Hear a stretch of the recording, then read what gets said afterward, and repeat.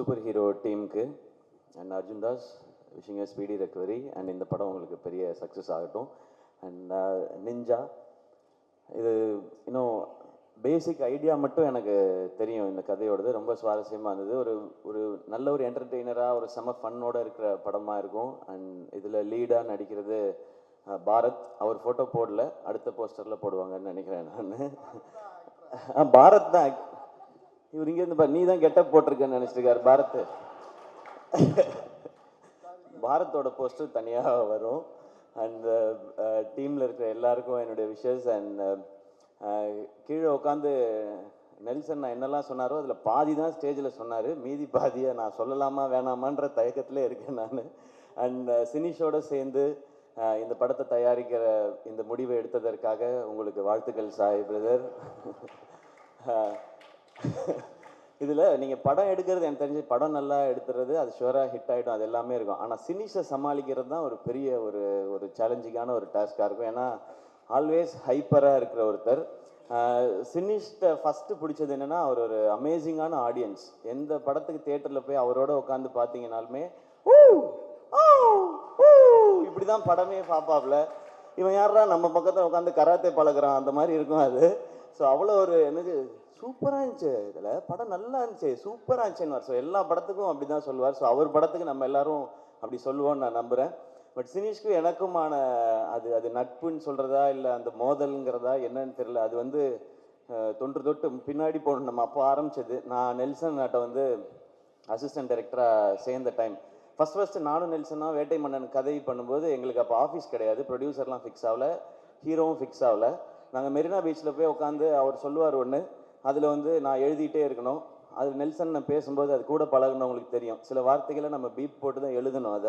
அதை போட்டு நான் எழுதிட்டு இருந்த காலகட்டம். அப்புறமா ஆஃபீஸ் போட்ட பிறகு அருண்ராஜா வந்து சேர்ந்தான், அப்புறமா வந்து சேர்ந்தார் சினிஷ். அவரோட ஃப்ரெண்டுன்றது ஓரளவுக்கு தெரியும். அவர் அந்த நடுவில் சொன்னார்ல ஏதோ ஹர்ட் பண்ணிட்டேன் அப்படிலாம் சொன்னார். அது ஹர்ட்லாம் பண்ணல. எது நடந்ததுன்னா, நாங்கள் அந்த ஆஃபீஸில் இருக்கும்போது ஒரு நாள் சொன்னார், நீங்கள் என்ன ஆகணும்னு ஆசைப்படுறீங்க சிவா அப்படின்னு கேட்டார்.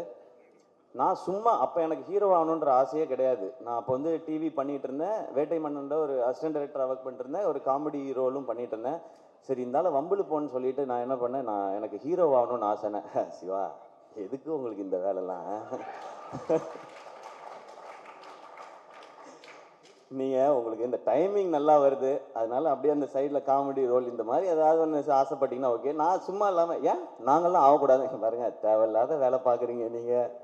சரி விடுவார்னு பார்த்தா விட மாட்டேறாங்க. எங்களுக்கு லஞ்ச் பிரேக் விட்ட பிறகு சிவா இந்த ஹீரோலாம் உங்களுக்கு வேணாம், உங்களுக்கு செட் ஆகாது நீங்கள் திரும்ப சொல்லிவிட்டு அதை நான் மறந்தே போயிட்டேன். நான் ஹீரோ ஆன பிறகு இவருக்கு எங்கேயோ தோணி இருக்கு போல, இவராக சம்மந்தமே இல்லாமல் ஒரு 4 வருஷம் கழிச்சு அன்னைக்கு பேசுனது எதுவும் நீங்கள் மனசில் வச்சுக்காதீங்க.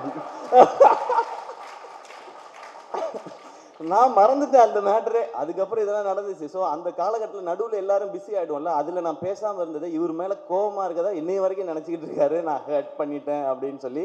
நீங்கள் ஹர்ட்லாம் பண்ணல. அப்போ எனக்கே ஐடியா. அப்போ ஆக்சுவலாக நடுவில் என்ன சொன்னார்னா, சும்மா இல்லாமல் நீங்கள்லாம் ஹீரோ ஆகக்கூடாது சிவா, நம்ம டான்ஸ் சதீஷ் இருக்கான் பார்த்தீங்களா, அவன் தான் ஹீரோ ஆகணும், நீங்கள் அவங்க கூட காமெடி நான் நடிகன்னு சம்மந்தமே இல்லாமல் அவரெல்லாம் கோர்த்து விட்டு இதுக்குள்ள இந்த மாதிரி ஓப்பனாக பேசுவாப்புல. அதனால பல பேர்கிட்ட பிரச்சனையாக இருக்குது, பஞ்சாயத்தாக இருக்குது, நிறையா இருக்குது, இன்னமும் ஆகிட்டே தான் இருக்குது.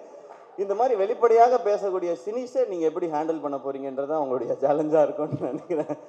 பட் அவருக்கு ஒரு பேஷன். இப்போ கீழே இருக்கும்போது நான் நெல்சன் சொன்னேன் 5, 6ன்னு போட்டிருக்கேன் என்னன்னு கேட்டார் அவர்.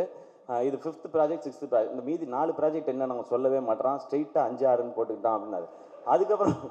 அதுக்கப்புறம் அவன் பேசும்போது இந்த வருஷம் 2 படம், அடுத்த வருஷம் 2 படம் அனௌன்ஸ் பண்ணுறோம், அதுக்கப்புறம் சீரீஸ் அனௌன்ஸ் பண்ணுறோம். இவன் எல்லாம் அனௌன்ஸ் பண்ணுறோன்னு மட்டும்தான் சொல்கிறான், எப்போ ரிலீஸ் பண்ணுறோன்னு சொல்கிறானா பாருன்றாரு அவர். இப்படி தான் இந்த கான்வர்சேஷன் போயிருந்தது. பட் சினிஷ் உங்களுடைய எனர்ஜிக்கு நீங்கள், நான் ஏன் சினிஷோட எனர்ஜின்னு சொல்கிறேன்னு ஒரு 40 வருஷமாக இருக்கார் இண்டஸ்ட்ரியில். நீங்கள் பார்த்துட்டு இப்போ தான் முடிச்சு புதுசாக வந்து ஃபஸ்ட் டைம் ட்ரை பண்ணுறாருன்னு ஒரு யங்ஸ்டர் ஒருத்தர் சினிமாவுக்குள்ளே வராரு, அவருக்கு சப்போர்ட் பண்ணணும் அப்படின்னு யூடியூப்பில் யாரும் கமெண்ட்லாம் போடாதீங்க. அவர் வந்து 40 வருஷம் ஆச்சு, அவர் ரொம்ப நாளாக இருக்கிறாரு. அண்ட் எல்லோரும் அவர் கூட ஒர்க் பண்ண எல்லாருமே வந்து இங்கே டைரக்டராக இருக்காங்க, சக்ஸஸ்ஃபுல் டைரக்டராக இருக்காங்க, நேஷ்னல் அவார்டு வின் பண்ணியிருக்கிறாங்க. இதை பற்றி நாங்கள் நிறையா பேசியிருக்கோம். எப்படி உங்களுக்கெல்லாம் டைரக்டர் ஆகணும்னு தோணுச்சுன்னா, சினிஷே டைரக்டர் ஆகிட்டான், நம்ம ஆக முடியாதான்னு சொல்லி தான் எங்களுக்கெல்லாம் ஒரு மோட்டிவேஷன் வந்துச்சு அப்படின்னு சொல்லி நான் சினிஷ்ட்டு கேட்பேன், சினிஷ் ஏன் இப்போல்லாம் நீங்கள் டைரக்ஷன் பண்ணுறதில்ல அப்படின்னா, பண்ணணுங்க அப்படின்னா நான் விளையாட்டுக்கு கேட்டேன், சும்மா நீங்கள் சீரியஸ் ஆக்ட் ஏதாவது பண்ணுறாங்க. இப்போ ப்ரொடக்ஷன் நல்லா போயிட்டுருக்கு, பார்க்கிங் வந்து நல்லா பண்ணிட்டீங்க சூப்பர்னு சொல்லி. ஆக்சுவலாக எப்படிப்பட்ட உஷாரான ஆளுங்கிறதுக்கும் ஒரு பாயிண்ட் சொல்லிடுறேன். பார்க்கிங் படம் வந்து இன்னொரு ப்ரொடியூசரோட சுதனோட சேர்ந்து தான் அவர் பண்ணியிருக்காரு. அக்ரிமெண்ட் போடும்போது ஒருத்தன் என்ன கான்ஃபிடென்ஸ், என்ன உஷாராக இருந்தால் இந்த படத்துக்கு எந்த அவார்டு கிடைச்சாலும் நான் தான் போய் வாங்குவேன்னு ஒரு அக்ரிமெண்ட்டில் ஒரு பாயிண்ட் போட்டிருக்காங்கன்னா என்ன கான்ஃபிடென்ஸ் லெவல்னு பார்த்துக்குங்க. அவ்வளோ ஒரு உஷாரான ஆள். ஸோ அவார்டையே அப்படி பண்ணி வாங்கிப்பாருன்னா பணத்தை எப்படி செட்டில்மெண்ட் வாங்குவாப்லன்றதும் உங்களுக்கு நல்லா தெரிஞ்சு. தினேஷ் எங்களுக்கு ரொம்ப சந்தோஷம் இந்த நிகழ்ச்சியில் வந்தது. இன்னொன்று அவர் வந்து அவருக்கு பின்னாடி இண்டஸ்ட்ரியில் பின்னாடி ஆள் இருந்தோ இல்லை ப்ரொடியூசரோட பையனோ டைரக்டரோட பையனோ அதெல்லாம் கிடையவே கிடையாது. அவராக இந்த இண்டஸ்ட்ரியில் எப்படி நெல்சன் கூட காலேஜில் படித்து சினிமா மேலே இன்ட்ரெஸ்ட் வந்து அசிஸ்டன்ட் டைரக்டராக இருந்து டைரக்டர் ஆகி அதுக்கப்புறம் ப்ரொடியூசர் ஆகி சக்ஸஸ்ஃபுல்லாகினா அவருக்கு ஒரு ஜேர்னி இருக்குது. எந்த பேக்ரவுண்டும் இல்லாமல் இவ்வளோ பேரை சம்பாரிச்சிருக்கான்றது தான் சினிஷோட சக்ஸஸாக நான் பார்க்குறேன். இப்போ வந்து பார்க்கும்போது ரெடின்னு சொன்னார், 100 நாள் ஃபங்க்ஷன் மாதிரி இருக்குது இதுவே அப்படின்னாரு. கண்டிப்பாக அந்த மாதிரி ஃபங்க்ஷனும் இருக்கும். அப்போ எல்லாரும் சேர்ந்து இவ்வளோ பேரும் வருவோமான்னு தெரியல. சினிஸு திடீர்னு இட்டு கொடுத்துட்டான், நிறையா சம்பாதிச்சிட்டான், இந்த இதுக்கு போகணுமான்னு காண்டா கூட நாங்கள் சுற்றுறதுக்கு வாய்ப்பு இருக்குது. அதனால இப்போயே நாங்கள் வாழ்த்திக்கிறோம். டெஃபினட்டாக இந்த படத்தோட கதை ஐடியா கேட்டப்போ இது எல்லாருக்கும் ப்ராஃபிட்டபுளாக ஆடியன்ஸை என்டர்டெயின் பண்ணுற ஒரு படமாக இருக்கும். நிஞ்சாக்கும் சூப்பர் ஹீரோக்கும் என்னுடைய வாழ்த்துக்கள்.